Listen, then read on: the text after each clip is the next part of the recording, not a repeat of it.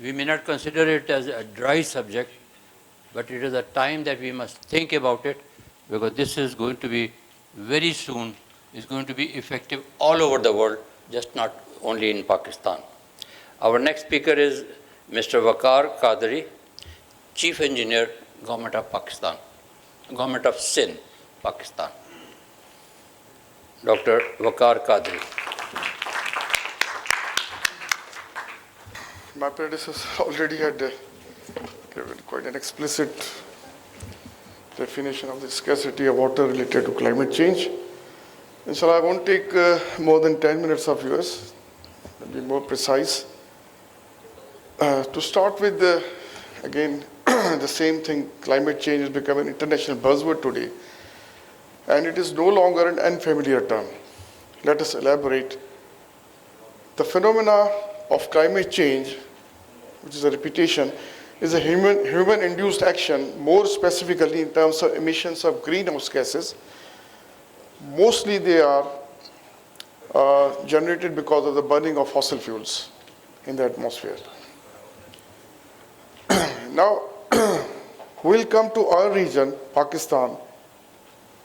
All these disasters have varying degree of impact over different geographical zones. Specifically, we are coming to our country. As it was witnessed in the year 2022, the unprecedented floods caused a loss of around $30 billion to the national economy. It was a grave loss. Pakistan is no doubt vulnerable to the negative consequences of climate change, therefore is susceptible to unusual weather, climate change and unusual weather patterns, which are creating strategic challenges for us as well. The rising temperatures are causing rapid melting of glaciers in northern areas and unusual rains, as it was, we got in the last year, 2022, as it was experienced, as seen in the monsoon year 22, which created mayhem through floods. And it is reckoned that it was unprecedented in the annals of world history in the last 30 years. The catastrophe the world has seen, this was one of the biggest catastrophes that was witnessed last year. Pakistan is among the top 10 countries affected by global warming. As witnessed in the year 22, the floods affected nearly 33 million people in the whole of our country. It destroyed almost 1.5 million homes and caused only crops were damaged to the tune of about $2.4 billion. Only crops were damaged. 2,000 kilometers of roads were cut off and the connectivity was cut between the provinces and the major cities. Now, an international trend, because of this unfettered industrialization, what it is causing. As anticipated, that almost 0.5 degrees centigrade is experienced raise of temperature the world over per decade. It's an average. But as far as Pakistan itself is concerned, the study reveals that by the year 2080, the average temperature in Pakistan is predicted to increase by about 4.38 degrees Celsius. And say more than 50 years later, we'll be experiencing, like in Jacobabad, we experience a temperature ranging from 50 to 55 to 53 degrees centigrade, normally the maximum temperature it touches. Now imagine the times when we'll be experiencing about 58, 57 or 58 degrees centigrade. Till now, the maximum world recorded temperature is 58 degrees centigrade in Libya, Azizia as a place. So unfortunately, the same thing happens into our country as well. We are thinking of our future generations. So let us plan positively right from today as much as possible. Now, our Indus Basin. Now, Indus Basin accounts for 96% of our total available freshwater resources in Pakistan. And around 80% of the country's freshwater originate from outside the country.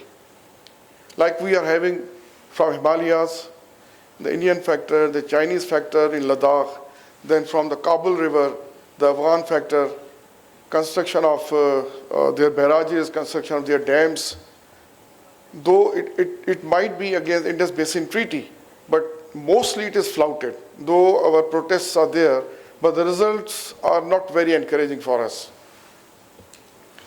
Thus, it makes it extremely risky and vulnerable. Then statistically, with 2.8% of our global population, Pakistan accounts for 0.5% of global renewable water resources, which is very meager.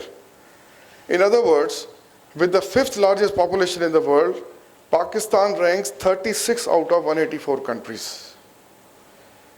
By 2025, now this is eye-opener for us, not very far away, Pakistan could face droughts as per its per capita water availability is going to become absolutely scarce. Not only scarce, but absolutely scarce. With less than 500 cubic meters per capita due to uncertain vagaries of nature. Now, to give you the information, per capita requirement as per international standards is 5,000 cubic meters per capita. By 2025, because of the scarcity of water, this population explosion, we are expecting by 2025 it will touch at the most 500 cubic meters per capita, which will be 10% of our standards, of our international standard, I mean.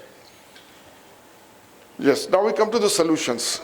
The best solution in this uncertain weather and natural calamities, our government, the government of Sindh has initiated few good projects. Like we have small dams organization, whereby we have proposed almost 122 small dams to be constructed. It's a positive venture. Now, what is the scope of it? The aim of these reservoirs or dams is to save about 3.54 million acre feet of water once they are fully constructed, the whole 122 dams.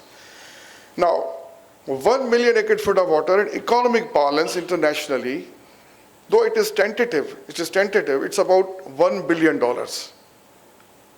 Now, it means ultimately, if we go for the construction of all these small dams, somewhere around we'll be saving $3 billion to the national exchequer annually, for which we definitely need encouragement and positive policies to accomplish as soon as possible. Now, just comparatively, if you go for larger dams, the world over, or even we have experienced ill effects of the large dams. Large dams have proved to be, in Pakistan, bone of contention between provinces. Let me not quote the name of the dam, which has already been quoted. So small and medium dams are better suited for our drought-prone country. A recent example I will quote, which was not shown much in this social media. A recent example of natural calamity was witnessed in Libya, where a large dam could not sustain very heavy torrential rains. It ultimately exploded and collapsed, which resulted in loss of about 11,000 lives. Most of the people might not be knowing it, but it is there in the Google if you go and search it. Now, another project which also needs encouragement, which is also on the way, saving of water by lining of canals in our province, irrigation department is catering, is also a very far-sighted project, where also it is estimated that we will be saving about 3 to 4 million acre feet of water, which will be saved, which could offset the negative impacts of climatic catastrophes again, especially during the drought days. Now, let's not forget even the utility of groundwater. In our province, the initiatives taken to save groundwater and utilize it judiciously is lesser than what we are seeing in the province of Punjab. Efficient rainwater harvesting, one thing, and then groundwater extraction as well. It has to be properly regulated. By this we mean that our groundwater is nearly in the province of Sindh, which was reckoned to be about 12% of the total water reservoir resources we have. If we regulate that water extraction also properly, because otherwise we see it's a flagrant use of subsoil water. As we have already, if you are agriculturist, if you are associated with the agricultural business, there is least regulation.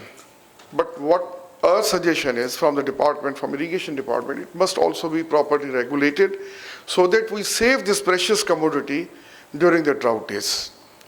I think this is sufficient. Thank you.